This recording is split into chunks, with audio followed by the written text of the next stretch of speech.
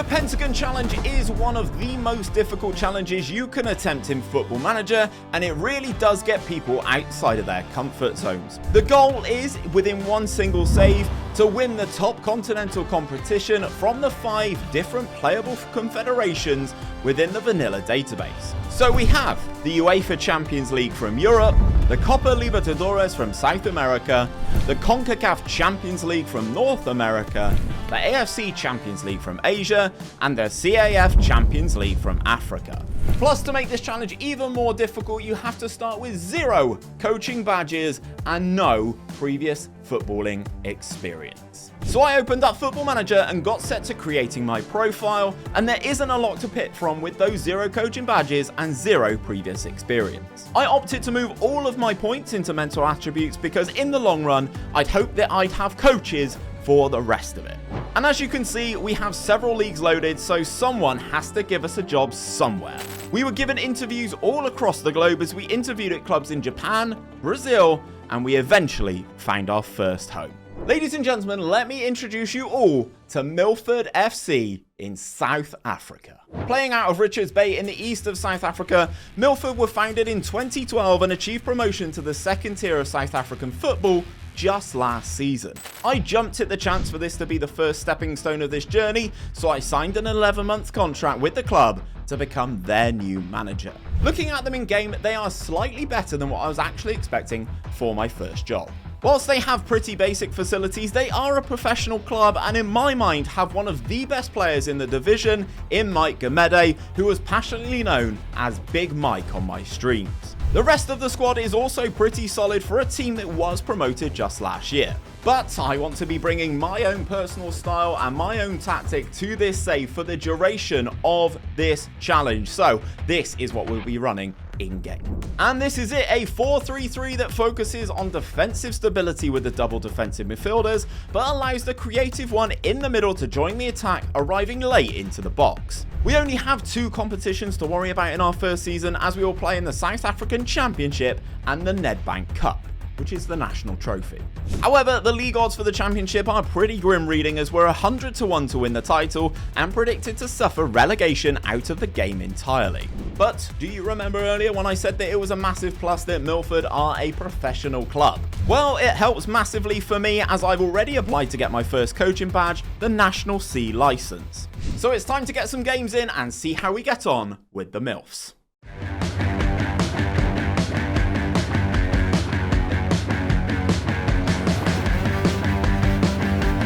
As a newly promoted team, we started our campaign pretty well with 2 wins in a row, but it has to be said that goalkeeping at this level is questionable at best. And going into the winter break, we also gained our first coaching badge of the save as we completed our National C license. So the team was progressing really nicely on the field, and not only was that happening, I felt like I was progressing nicely off the field with these coaching badges, and it really felt like I had the Milford FC faithful right behind me. Behind me so much that they even allow me to start my National B license, which takes 4 months to complete, meaning we should have that one in the bag before the end of the season. The transfer window opened in January, and I was able to secure some loan signings to really help us in midfield where I thought we were lacking. First up was Kakana on loan from the Sundowns, who is a massive step up for us in defensive midfield, along with Nkosi on loan from the Kaiser Chiefs to give us yet another option in that position.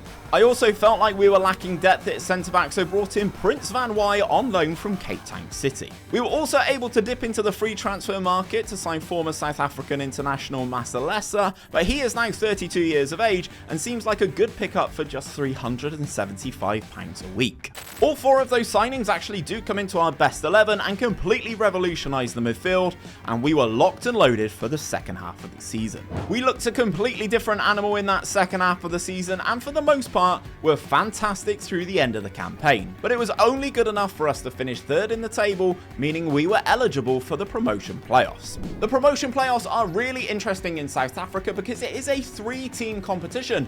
Ourselves, who finished in 3rd, we have the team who finished in 2nd, and then one of the teams from the Premiership. From the Championship, you had ourselves Ambaroka, who finished 2nd, and Golden Arrows, who finished 15th in the DStv Premiership. You have to play both teams at home and away in a little mini league, and whoever finishes top will be playing Premiership football next season. We got off to a cagey start but managed to secure a 1-0 win at home against Barocca to kickstart our playoff campaign. But in the second leg, away at Premiership Golden Arrows, we went off, smashing home 5 goals with Big Mike providing 2 of them, along with an assist to really put us in the driver's seat in this playoffs. That really pushed our confidence through the roof, so in the away game against Barocca, they stood no chance with us scoring 4 goals without reply to make it 3 wins from 3 and virtually guarantee promotion. And the last game of the playoffs saw us complete the perfect campaign as we scored a 2-1 win against Golden Arrows to collect 12 points in the playoffs and achieve that promotion to the DSTV Premiership.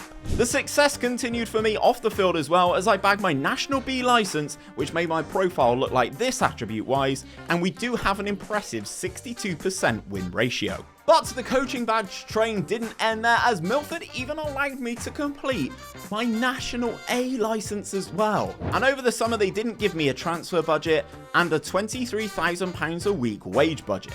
So I made the decision that I was going to start applying for some other top flight jobs in South Africa to see if I had some options.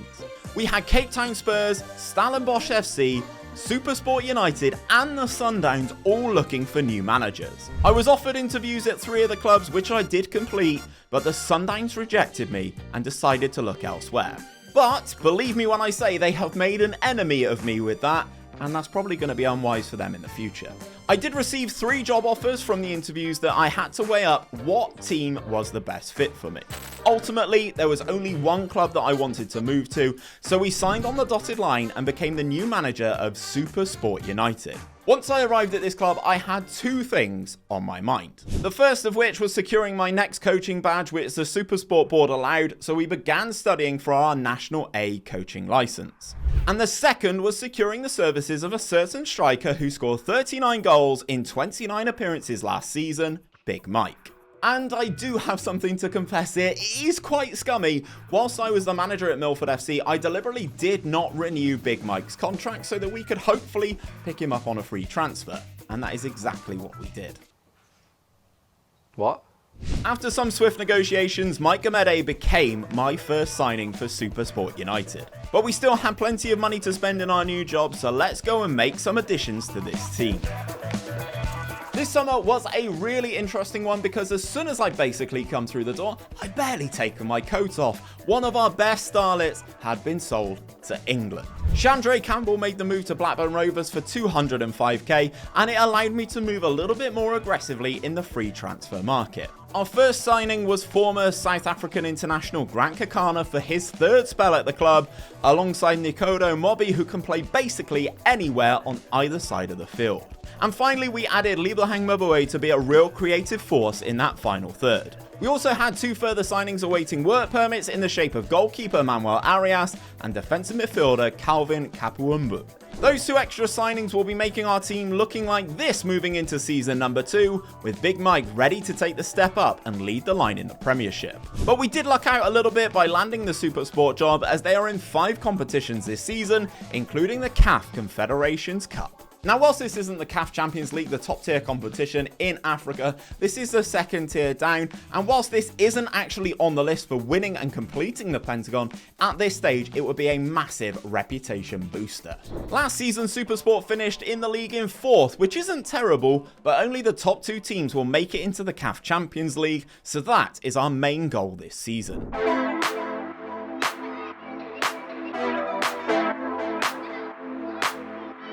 Season 2 started as a real baptism of fire for me, as of course our first game of the year was at home to Milford. This game was painful for me to watch as my new side absolutely demolished my beloved Milfs, winning the game 8-1 to open my reign at Supersport. Following that up, we had 2 further wins before losing our first real test on the road to Kaizer Chiefs. And one thing that I did notice with being in South Africa is the number of competitions you can actually win here in every single season. Again, whilst it wasn't part of the challenge, we made it to the final of the MTN 8 Cup, where we take on the Sundowns, arguably South Africa's best team. The Sundowns opened the scoring early, but Big Mike was on hand to pull us level on the 16th minute mark. But then left back Lyle Lakai decided it was a good time to get 2 yellow cards inside 2 first half minutes to see us reduced to 10 men. After that, it was basically a no contest as the Sundowns rattled in 4 unanswered goals to win the game 5-1, and lift the first available trophy of the season. Off the field, November saw me secure my National A license and instantly get allowed to complete my Continental C license with Supersport, footing the £768 cost. Which, in the grand scheme of things, with my attribute profile and my current reputation in game, it is absolutely massive to get these badges ticked off as quickly as humanly possible. Our main goal of the season was to secure a top 2 place in the table, and that was the only pathway into the CAF Champions League, and from December onwards, we were impossible to beat. We only dropped 4 points from the 45 available to find ourselves in a shootout for the league title at the end of the season. But on the final day of the year, we choked, drawing with Stellenbosch, whilst Orlando Pirates hammered Chippa United to win the title. But that did mean that we achieved our goal of the season, which was to finish inside the top 2, meaning the CAF Champions League is available for us to play for next season. And we actually did get our own back on Stellenbosch just 7 days later, as we pumped them 6-1 in the South African Cup final to lift our first trophy of the SAPE. Whilst we weren't in the CAF Champions League this season, we did make brilliant progress in the CAF Confederations Cup, making our way through to that 2-legged final. Here we had to take on ES Sahel from Tunisia in that final, and came back from a goal down to win the first leg 2-1. Then in the second leg, Ndlovu extended our lead in the second half before Neo Rapu put it beyond doubt, converting from the penalty spot to see us lift the CAF Confederations Cup. I really don't think this season could have gone any better had I planned it. We achieved our goal of being able to play in the CAF Champions League last season, and we added 2 bits of silverware to our trophy cabinet to bolster our reputation. But I want to complete this continent as quickly as humanly possible and move on to other areas in this challenge.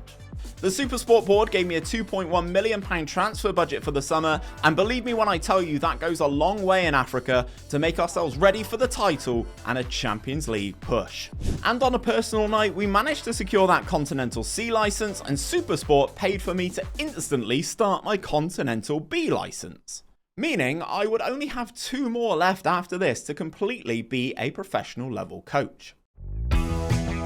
I meant business this season, and I got active in the transfer market early, bringing in 4 South Africans to act as key squad players for us this season. But yet again, I was stung by the 1-month wait for work permits, as I have 7 players that would really revolutionise our team waiting in the wings. As things stand, we are a little bit light on the ground going into the first game of the season, and if you look at the media preview, we have an uphill battle as we're predicted to finish in 4th in the league. However, Season 3 will be intense on this squad as we have 6 trophies that we can potentially win this season. And whilst they're not all worth loads for my actual reputation or in terms of Hall of Fame points, I like silverware. And for the first time in this save so far, we will actually be playing in a trophy that we need to win, as we will be entering the CAF Champions League for the first time.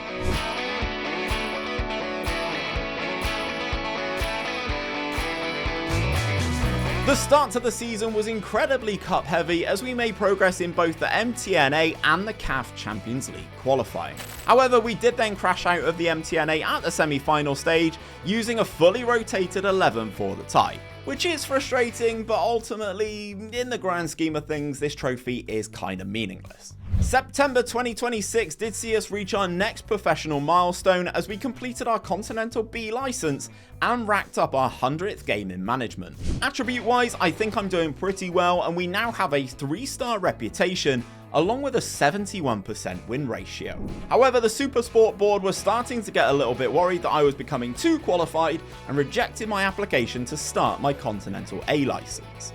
We also managed to get some of those transfers over the line before the window shut, as defenders Nathan De Medina, Abdulmunim Boutil, Colombian winger Jean Cordoba, and Algerian midfielder Yassine Tretawi all joined us on free transfers. And I wanted a little bit more firepower up top, so signed Sakil Lapaza from Orlando Pirates for just 91k. So we were ready to cook for this season, and there are still an absolute plethora of trophies on offer in South Africa. And as CAF Confederation Cup winners last season, we also had to take part in the CAF Super Cup, where we would take on Al Ahly from Egypt. And this would be a massive test for us because they've actually won the CAF Champions League for 5 of the last 6 seasons. We almost instantly went 2 goals down in the final, with the Egyptians dominating from the off. But we did manage to score 2 goals of our own just before half time to go in all square. Then we came out a completely different team in the second half as Cordoba and La Paz both scored to see us win the game 4-2 and lift the CAF Super Cup. And this was a huge statement of intent for us because we actually proved that we can beat the best team in this continent. Domestically, we were looking fantastic in the league, powering our way through most of the teams in the division. But we did massively rotate in the domestic cups, which saw us lose in the second round of the Nedbank Cup to Orlando Pirates and lost on penalties to Stellenbosch in the final of the Telkom knockout to sit and watch them lift the trophy. In December, I also had the opportunity to ask for my Continental A license again, and this time Supersport agreed. But this one takes 12 months, so I'm hoping this will be my last coaching badge at Supersport United. After the winter break, we were almost flawless, only dropping 5 points from 18 matches to finish the season top of the league with 77 points, and we actually lifted the trophy on the penultimate game of the season. So, we were the best team in South Africa. How about the rest of the continent? Well, our qualification and group stage was actually flawless, with us winning every single game. Our quarterfinal draw saw us take on ES Sahel in a repeat of last season's CAF Confederations Cup final. However, we were a completely different animal this season as we hammered them 4-1 in Tunisia before beating them 3-1 at home to secure a 7-2 aggregate win and our passage onto the semi-finals. And here we had the hardest team of all as we had to face Al Ahly again, this time over 2 legs. We were at home for the first leg and we really dominated the game, but could only win 3-2 on the night with us conceding 2 of the 4 shots on target, which is beyond frustrating. Then, back in Egypt, we struggled in the game and found ourselves quickly 2-0 down at half-time, therefore in a losing position on aggregate. However, with 15 minutes of the game to go, we made things all square with substitute Matodzi. But we couldn't score again, meaning that we lost the tie on away goals. Yeah. Away goals. Do you remember those? Let me know down in the comment section what you actually think of the away goals rule, because when this happened, I was pretty pissed off. So despite winning the league title, we will remain stuck in South Africa for another season, and we have another £1.3 million to get this team over the line. This summer, I meant business, so we went out and we started splashing the cash to make some key additions to this team. First up was in goal, as Ronwen Williams was a £300,000 signing from the Sundowns, but he is the South Africa national team keeper and captain, so I don't think I could have done much better. Next up, we signed a duo from the Kaizer Chiefs, as Masani came in to add competition for that left back spot, and he was followed in by Mobara, who will be a pure utility man for us in this defence. We also added 4 additional players on free transfers to bolster those squad options to give us the depth for the run-in in the multiple competitions that we will be in. I also have work permits waiting for 2 strikers, and I will tell you that we ended up signing Brazilian Vinicius Melo, who will be a stone cold killer in this league. We only have 5 possible trophies to play for this season, and I want to be lifting as many as possible as we hopefully secure part 1 of this Pentagon challenge with that CAF Champions League.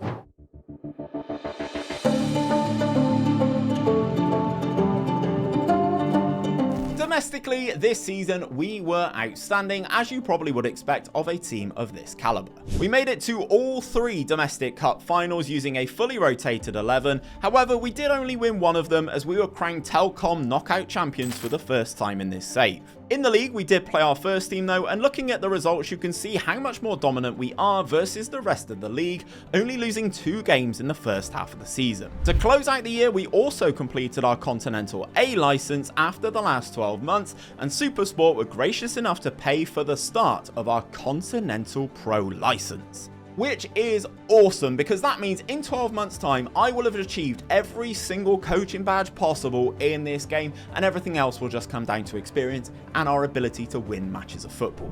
After the winter break, we continued to dominate the league in South Africa, which actually saw us win the league title in February with a 3-2 win against Golden Arrows. That allowed us to rotate for the business end of the season and the latter stages of the CAF Champions League. And in that CAF Champions League, we blasted our way through the qualification path along with the group stage, topping our group with 14 points. Meaning we moved into the knockout stages of the competition, where we first had to take on Wydad Casablanca from Morocco. We were outstanding in the first leg on the road and raced out to a 3-goal lead inside the first half. Casablanca did then respond with 2 goals of their own, but Grant Marjaman added a 4th for us with just 5 minutes of the 90 remaining. The second leg back in Pretoria was similar in the fact that we scored 2 goals early, securing that safe pathway through to the semi-finals. However, there was a massive result for us at this stage, as defending champions Al Ahly were knocked out of the competition by Simba, a team from Tanzania who were actually in our group.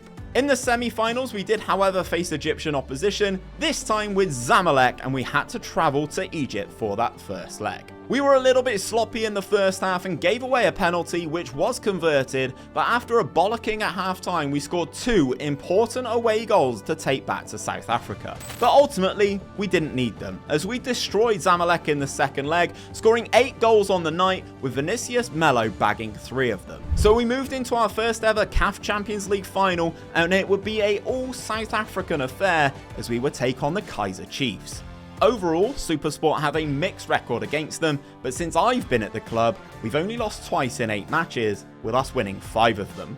So I was pretty confident of a win here, especially over 2 legs. We were at home for the first leg and took the lead on the 18th minute through January signing Oswin Apollos, who was back at the club for his second spell. The Chiefs did pull themselves level minutes later, but Jesse Don was on hand to tap us back in front after some good work from Vinicius Melo. We added 2 further goals in the second half to win the game 4-1, but that away goal did bother me, especially as I'm still not over what happened last season.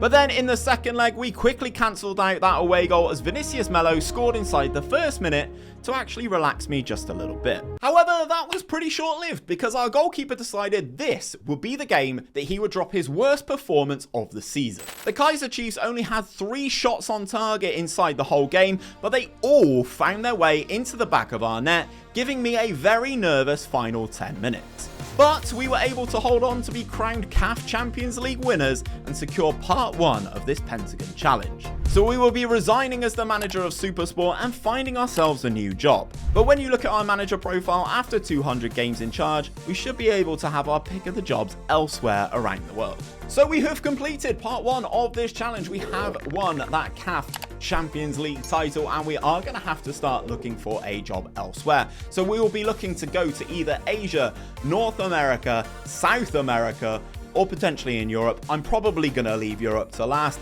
If you have enjoyed this video and you do want to see episode number 2, as soon as this video hits 500 likes, I will drop part 2 wherever in the world we end up.